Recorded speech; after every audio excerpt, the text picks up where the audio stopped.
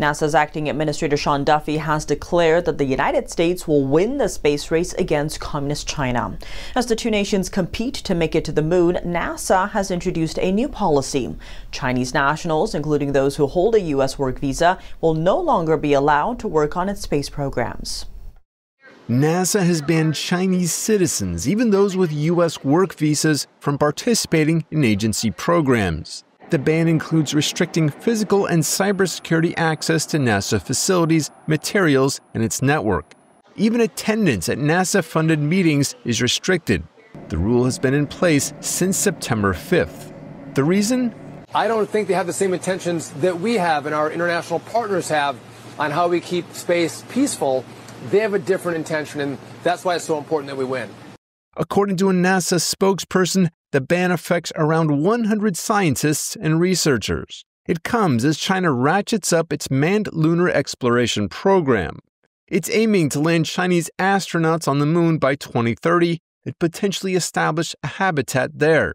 Last month, China announced significant progress on its new rocket and moon lander. Earlier this month, during the Shanghai Cooperation Organization Summit, Chinese regime leader Xi Jinping invited counties to participate in the construction of a lunar research station. We're in a second space race right now. The Chinese want to get back to the moon before us. That's not going to happen. NASA is aiming to land astronauts on the moon by mid-2027. But what happens if China wins the race? The country that lands astronauts on the moon next shapes the rules of engagement in space for decades to come. These comments were made by experts during a Senate hearing last week. Let me put it this way. China lands on the moon.